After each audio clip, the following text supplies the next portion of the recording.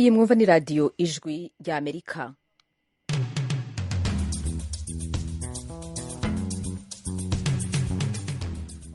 radiyo ijwi ry'Amerika isamiranira i Washington DC mu Kirundi no mu Kinyarwanda. Mwiriwe neza nshuti mwese duteramanye, muri kumwe na Oriane Itangishaka. Ikaze mu makuru yacu yo aza gushimika ku makuru yerekeye ibiyaga binini vya Afrika. Mu buserukiro bwa Kongo, umutekano mu gisagara ca Goma no mu nkengera zaho ukomeje guhungabana, ivyo bigatera umutima uhagaze abanyagihugu baho. Ni nyuma yaho imiduga ibiri ya MONUSCO yaraye ituriye mu ijoro ry'ejo. Umutekano ntabwo umeze neza kuko birakekwa yuko hariho n'abarwanyi bamwe bari mu 23 baba barageze mu mujyi wa Goma mu gihe uwo mujyi utarafatwa. Umutekano w'abaturage ho uri mu kangaratete, guverinoma ikaba ikomeza kwizeza abaturage yuko byose biri gukurikiranirwa hafi. Uyu ni umunyamakuru Jimmy Shukrane bakomeza akorera i Goma. Perezida wa Kenya William Ruto yatangaje uno musi wa gatatu irungikwa ry'inteko z'igihugu ciwe muri Republika ya Demokarasi ya Kongo mu bikorwa vya gisirikare vy'akarere vyo kugwanya abagwanya ubutegetsi, abo nabo mu mugwi wa M23. Uburusiya bwatangaje uno musi ko bwasubiriye kubahiriza amasezerano yorohereza gushorera mu mahanga ingano n'izindi ntete zituruka muri Ukraine biciye mu ibahari ryirabura. Idonido y'amakuru ni mukanya. Amakuru yacu tuyahereye kuyavugwa hirya no hino ku isi. Perezida wa Kenya William Ruto yatangaje uno musi wa gatatu irungikwa ry'inteko z'igihugu ciwe muri Republika ya Demokarasi ya Kongo mu bikorwa vya gisirikare vy'akarere vyo kwirukana abagwanya ubutegetsi bo mu mugwi wa M23 mu buseruko bwa Kongo. Fidel Nyongabo aratubwira ibindi. Mwijambo yashikirije Nairobi ku mugwa mukuru wa Kenya, Ruto yavuze ko umugambi w'inteko z'igihugu ciwe ari ugukingira ikiremwa muntu.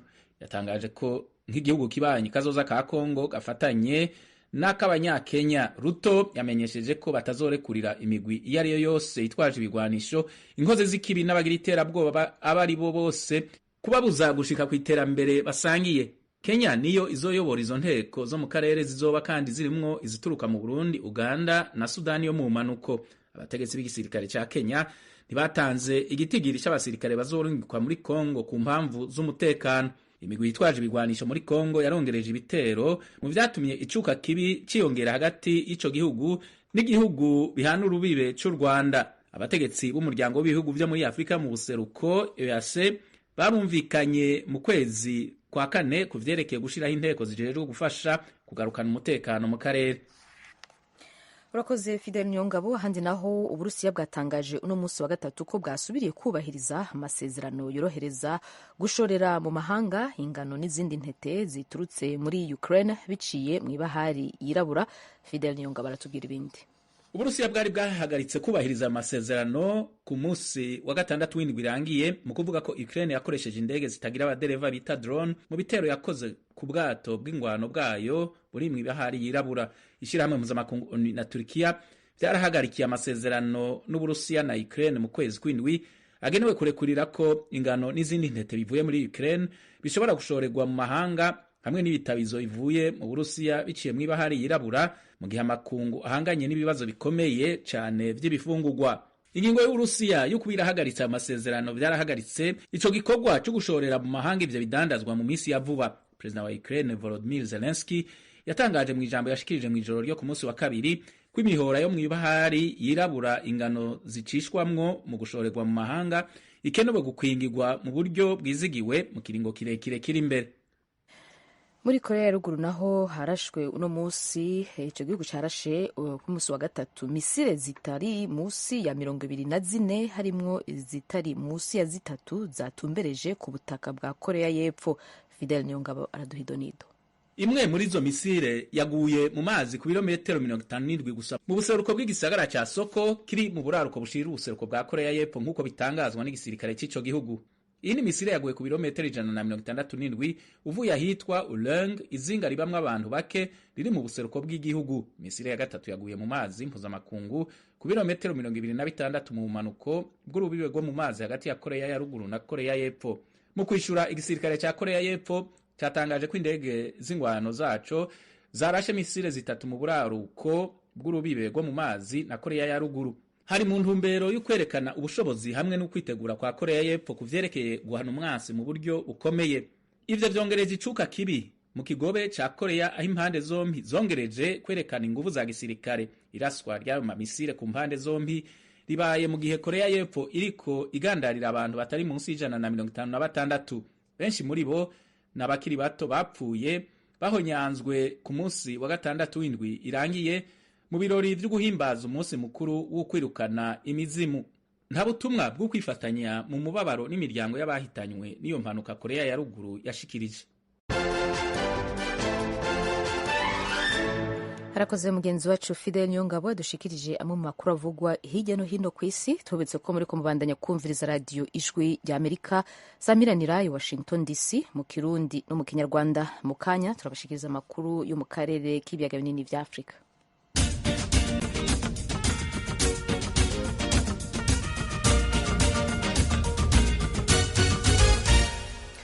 Tuyahere muri Kongo, muri Republika ya Demokarasi ya Kongo, abanyagihugu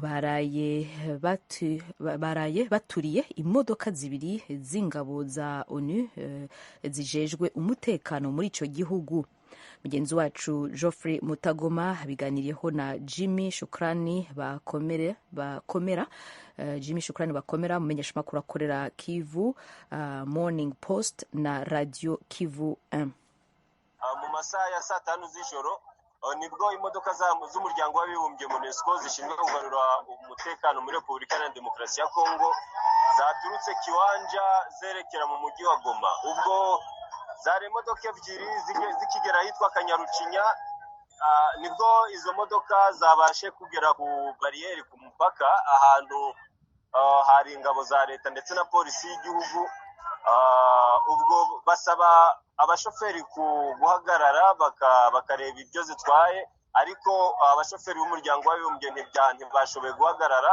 Ubwo bizana akantu k'akavuyo, birangije mu minota mikeya gusa abaturage bamaze kumenya yuko ari gutyo bimeze, bose barazamuka. Abaturage b'ahantu hitwa Imunigi, ni mu karere ka Nyiragongo, aho nyine hanaraha muri Kanyarucinya. Ubwo bakiyagera Mutagoma icyakurikiyeho ni ugutwika izo modoka ebyiri. Ubu ngubu tuvugana imodoka bari kuzikuramo amapièces de rechange, byuma byose bari kubivanamo. Ubu tuvugana iya mbere bayirangije, aha mpagaze imbere y'imodoka ya kabiri bari kuvanamo ibyo byuma, nayo iri hafi kurangira Mutagoma.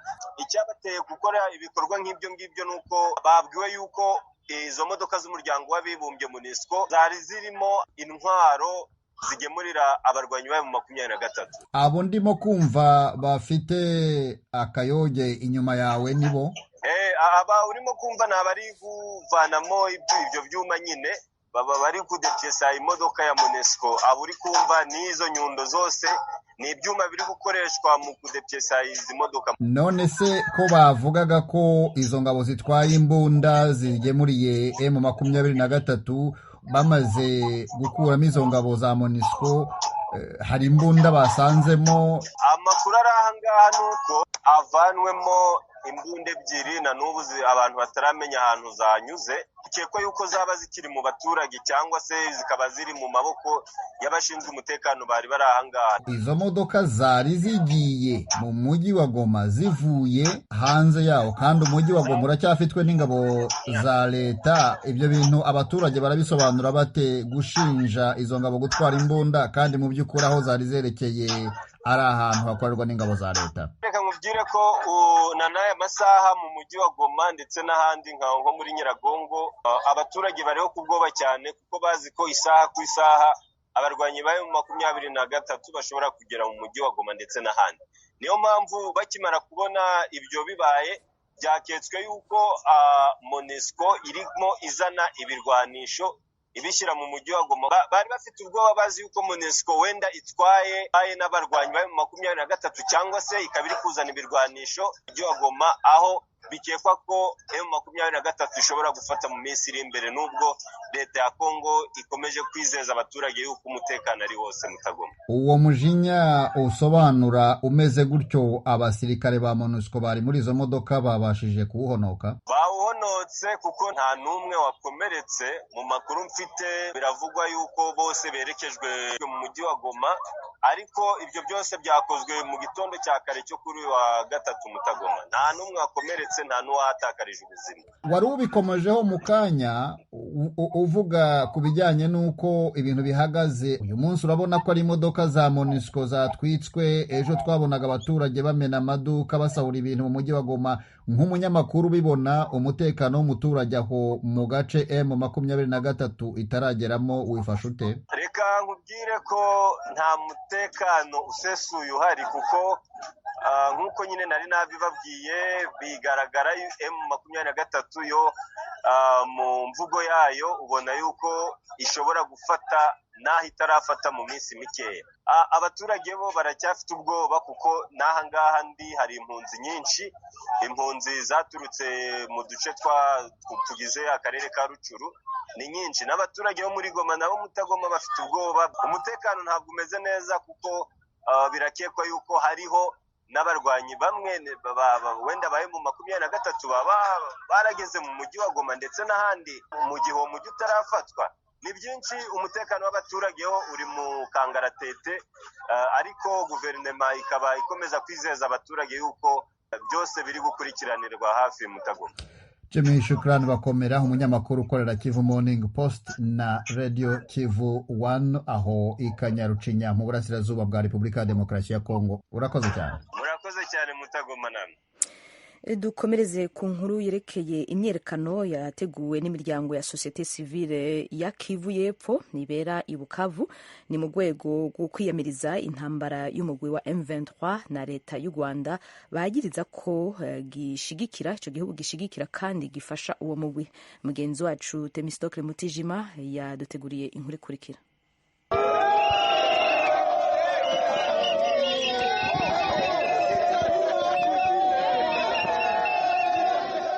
Ni imyigaragambyo yitabiriwe n'ababarirwa mu bihumbi bakoze urugendo rw'amahoro ruva rwagati mu mujyi wa Bukavu barusoreza ku cyicaro cy'intara ya Kivu y'Epfo. Imiryango ya societe civile ivuga ko yahamagaje iyo myigaragambyo mu rwego rwo kwamagana intambara y'inyeshyamba za M23 n'ubushotoranyi bw'u Rwanda.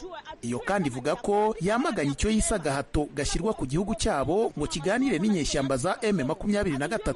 Bwana Adrien Zawadi ukuriye ihuriro ry'imiryango ya societe civile mu ntara ya Kivu y'Epfo akavuga ko abahatira Kongo kuganira na M23 bakabanje guhatira ibihugu bituranyi bifite imitwe yitwaje intwaro mu burasirazuba bwa Kongo kuganira nayo.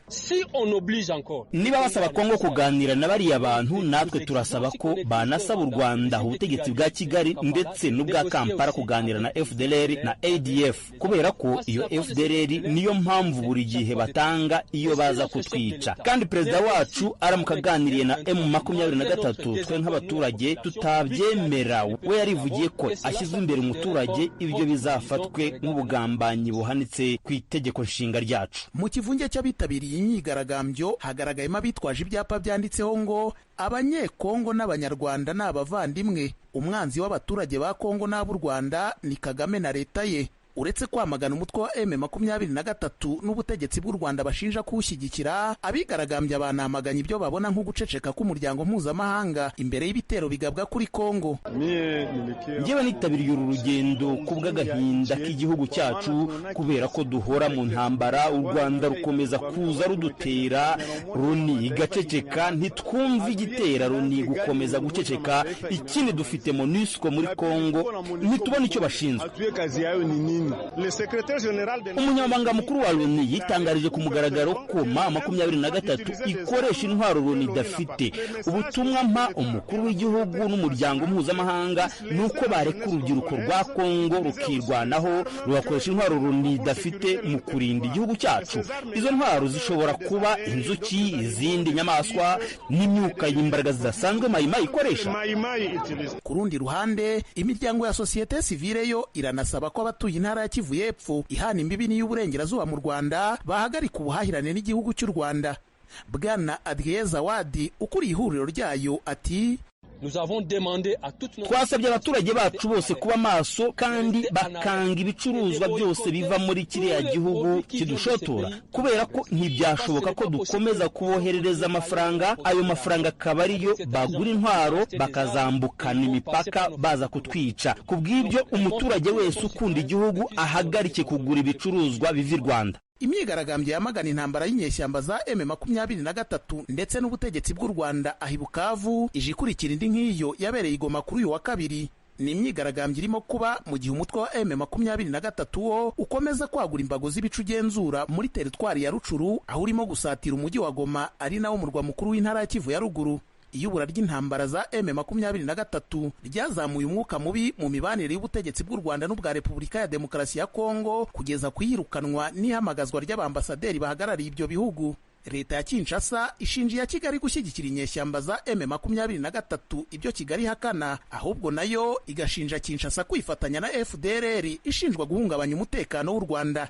Nyamara ku bwa leta ya Kongo, FDLR yaciye umutwe mu bikorwa bya gisirikare impande zombi zagiye zifatanyamo, ahubwo ubutegetsi bw'u Rwanda burayigira urwitwazo mu guhungabanya uburasirazuba bw'icyo gihugu hagamijwe ubusahuzi bw'imitungo kamere. Imiryango mpuzamahanga ibi bihugu bihuriyemo ihamagarira impande zihanganye guhagarika intambara, zikayoboka inzira zashyizweho zo gukemura amakimbirane binyuze mu biganiro, zirimo ibiganiro by'i Nairobi muri Kenya n'i Rwanda muri Angola.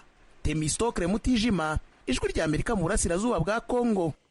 Yarakoze Temistokle Mutijima kuri iyo nkuru. Radio Ijwi rya Amerika isaminanira i Washington DC, mutega amatwi ikiganiro bungabunga ubuzima mwateguriwe na mugenzi wacu Eugenie Mukankusi.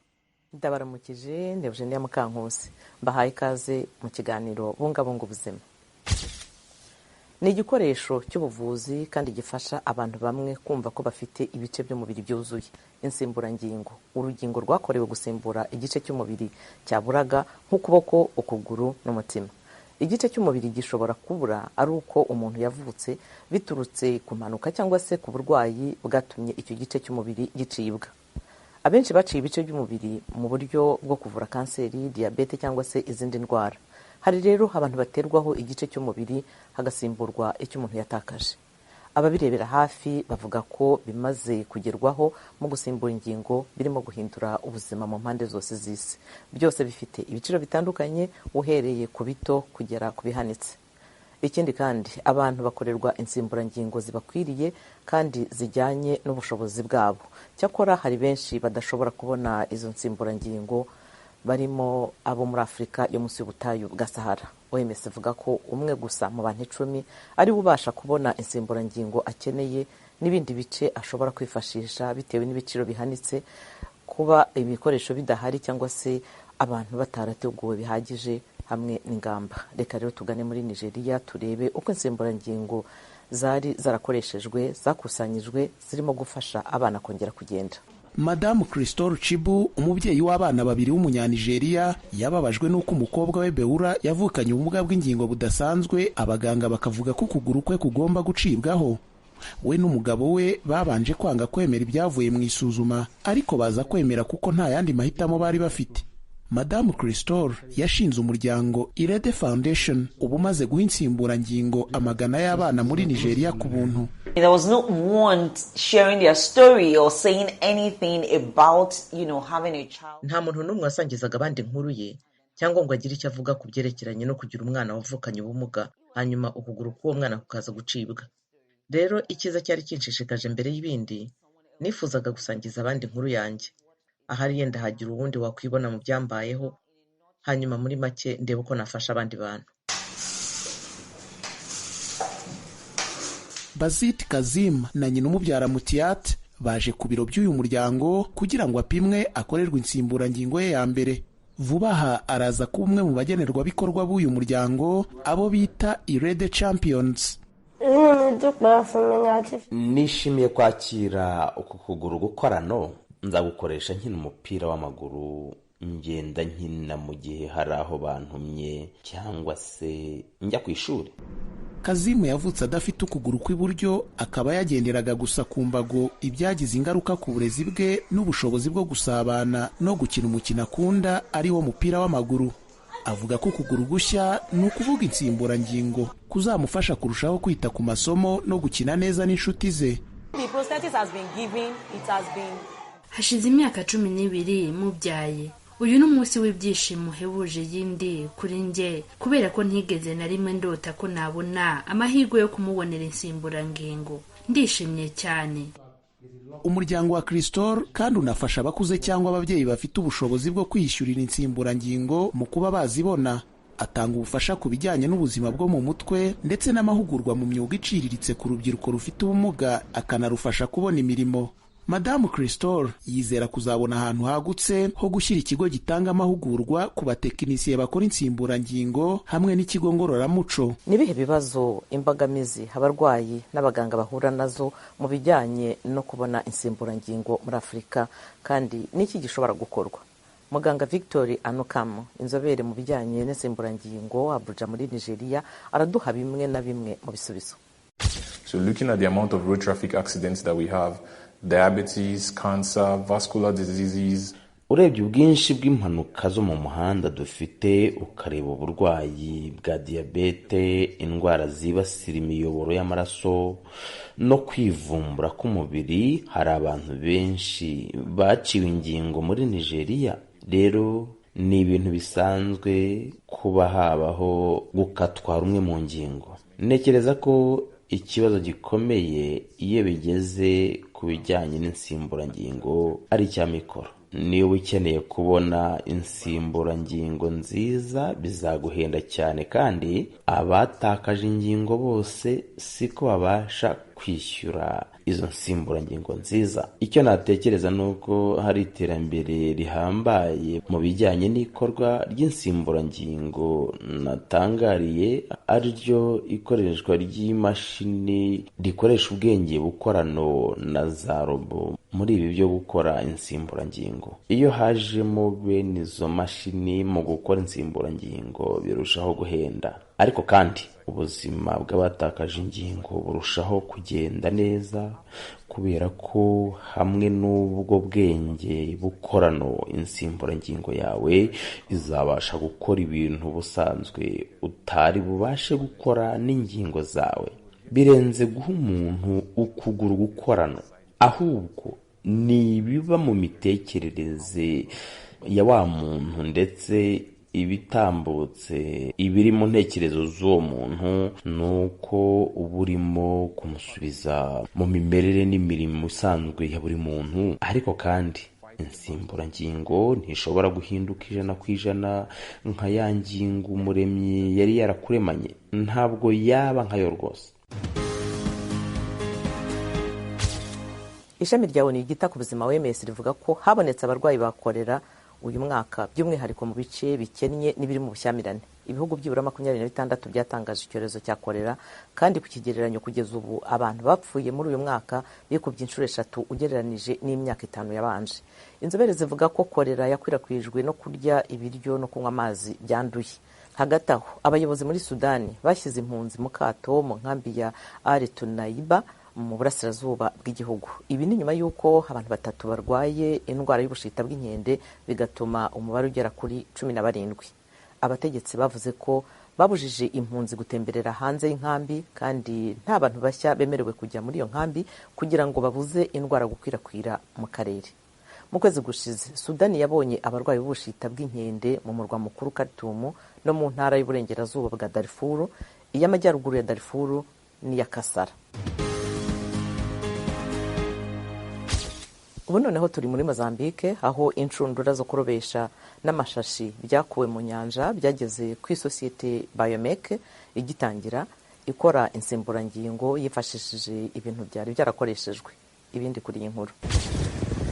Yatwawe n'urukundo afitiye ibidukikije ndetse no gushaka gufasha inshuti, Martha Wetera yafashe umwanzuro wo kwifashisha imyanda ivuye mu nyanja ngo agarurire benshi icyizere cyo kugera ku nzozi zabo binyuze muri Biomec, uruganda rukora insimburangingo zikozwe mu nshundura zo kuroba ndetse n'ibikoresho bya plastike byajugunywe. A ideia da Biomec surgiu quando infelizmente amigo muito próximo. igitekerezo cya Biomek cyaje ubwo inshuti ya hafi cyane yakoraga impanuka y'imodoka hanyuma akagorwa cyane no kubona insimburangingo hamwe bitewe n'ikiguzi igihe bifata kuzibona ndetse no kubona iyo serivisi ubwabyo. Ariko muri icyo gihe hari n'ubukangurambaga bwo gukusanya imyanda ya plastique ku nkengero z'inyanja muri Maputo, hanyuma dusanga hari igisa n'icyuho hagati yo gukusanya ibi bikoresho no kugerageza gushakisha icyo bizakoreshwa. Ntekereza ko ariho byahereye. Mu guhindura inshundura n'izindi plastique zakusanyijwe ku nyanja agakoramo insimburangingo, Marita afatanya n'abandi bantu 11. Urubyiruko rugura ibikoresho mu mashyirahamwe n'amatsinda akora isuku ku nkengero z'inyanja. Wetera arasobanura uko akazi gakorwa. O processo todo inicia quando temos acesso às redes de pesca coletadas no mar. Urugendo rwose rutangira iyo tumaze kubona izi nshundura zakusanyijwe ku nyanja. Turazifura, tukazitunganya ndetse tukazinyuza mu mashini. Imashini ihindura izi nshunduramo indodo arizo ibi bikoresho. Nyuma rero zinyuzwa mu ruhurirane rwa porogaramu zindi rudufasha gukoramo izifite ibipimo nyabyo, hanyuma tukaza kugera ku nsimburangingo dusohora twifashishije imashini ya mucapyi y'ikoranabuhanga ry'ibyerekezo bitatu. Ikiyongera ku kuba zikorwa mu buryo bubungabunga ibidukikije, insimburangingo za Biomek zikorwa amasaha 28 kuri 28. Uru ruganda rumaze hafi umwaka n'igice rushinzwe, kandi kuva mu mezi 12 ashize rumaze gukora insimburangingo 500. Raporo ya Loni y'umwaka w'2021 ku bidukikije n'ihindagurika ry'ibihe igaragaza ko plastique yihariye 85% by'imyanda yo mu nyanja ku isi yose.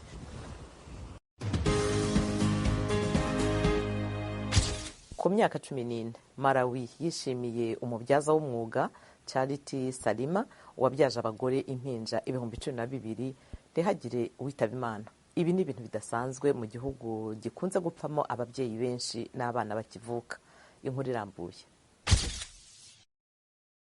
Ni saa 2 mu gitondo cyo kuwa mbere, ndetse Madamu Charity Salima w'imyaka 63 y'amavuko yageze ku ivuriro rye rya Achikondi, yiteguye kandi yizeye kubyaza abana bafite ubuzima bwiza. Benshi mu bagore batwite hano ntibabasha kwishyura ikiguzi cy'urugendo rwo kujya ku bitaro bya leta byo ku rwego rw'akarere. Iri vuriro ryafashije abagore bakennye, ribaha serivisi z'ububyaza ku buntu kandi nta mpfu zigeze zibaho mu myaka 14 rimaze, biturutse ku buvuzi n'ubwitange bwa Salima. Kuva agiye mu kiruhuko cy'izabukuru, avuga ko yatekereje gukora ikintu kigamije gushimira igiturage cy'iwabo. I have stayed in this community for such a long time. Maze imyaka myinshi nkorera abaturage b'aka karere. Rimwe na rimwe bazana ababyeyi nijoro bashaka ubufasha. Ibyo nkora mbifata nk'umuhamagaro. Kuba ngeze aha ni uko hari ababigizemo uruhare. Ubu rero nibwo buryo bwanjye bwo gutanga inyiturano. Nk'umunyagihugu uba ugomba gutanga umuganda wawe bitewe n'ubumenyi ufite. Njyewe rero nkora ibyo nshoboye kwita ku babyeyi. Ikigero cy'abana bapfa barimo kuvuka muri Malawi kiri ku mpfu 439 ku bana 100,000 bavutse. Naho impfu z'abana bataramara iminsi 28 bavutse zikaba ku bana 29 ku 100,000 bavutse. Ariko Salima yabashije kurenga ibyo byose maze abyaza abana 12,000 nta n'umwe upfuyemo. Ivuriro rye kandi rikurikirana ababyeyi batwite ndetse n'abamaze kubyara. Tokozani Fili, umugenzuzi wungirije wa serivisi z'ubuvuzi ukora imirimo inyuranye, hamwe nk'ushinzwe iby'imiti ubundi nk'uwandika amakuru ajyanye n'abarwayi, avuga ko benshi mu bantu ivuriro ryakira ari abakene batabasha kwiyishyurira ikiguzi cya serivisi zo kubyara. I work as a volunteer. She needed someone to run around for her. She had no people to work with at the beginning. Ndi umukorerabushake. Yari akeneye umuntu umugoboka akamuta umutwe akeneye. Natangiye gukorana nawe mu mwaka w'2018 igihe yafunguraga iri vuriro. Turafatanya n'akazi dukunda. Harakoze mugenzi wacu Eugenie Mukankusi ku icyo kiganiro bungabunga ubuzima yaduteguriye. Aha ni naho turangirije ibiganiro n'amakuru twabateguriye kuri no saha. Ndashimiye mugenzi wacu Taha Nadia yamfashije mu buhinga bw'ivyuma. Mwari muri kumwe na Oriane Tangishaka, ndabashimiye.